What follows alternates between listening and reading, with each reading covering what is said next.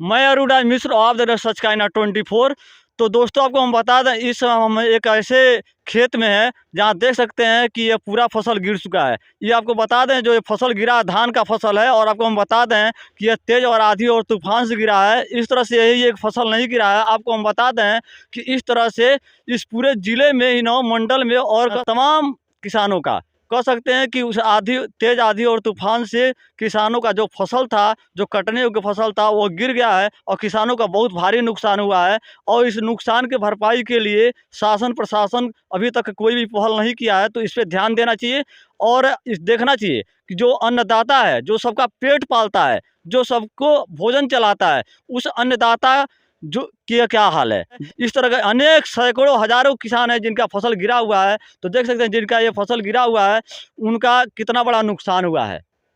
आज के महंगाई के ज़माना में कृषि कराना काफ़ी मुश्किल होता जा रहा है, और इस तरह से बार-बार फसल गिर जाता है या फसलों का नुकसान होता है, तो फसलों का नुकसान का भरपाई के लिए सरकार को प्रयास करना चाहिए। आपको हम दिखा दें कि दूर-दूर तक आप देख सकते हैं कैमरे में, पूरी तरह से फसल गिरा हुआ है।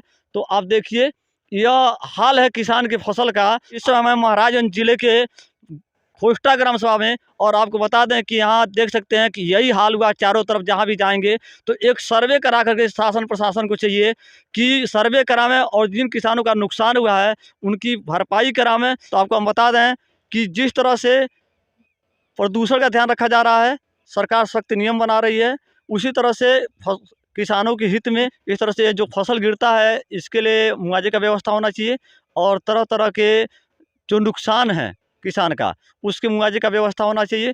केवल सख्त कदम उठा लेने से किसानों का हित नहीं होगा।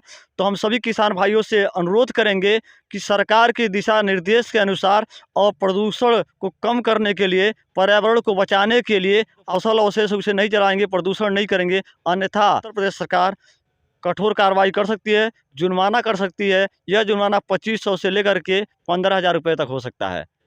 तो सभी किसान भाइयों से चाहेंगे कि पराली न जलाएं, और सरकार से भी चाहेंगे कि जिन किसान भाइयों का तेज आंधी तूफान में इस तरह से खड़ी फसल गिर गया है, नीचे गिर गया, फसलों का नुकसान हुआ है, उसके भरपाई के लिए मुआवजे का व्यवस्था करें।